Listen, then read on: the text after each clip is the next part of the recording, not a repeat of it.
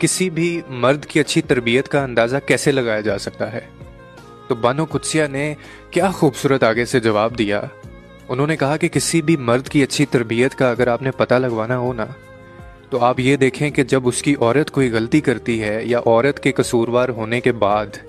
وہ اس کی تذلیل کرتا ہے یا نہیں کرتا۔ مرد کی اچھی تربیت کا اندازہ تب لگایا جا سکتا ہے کہ عورت کے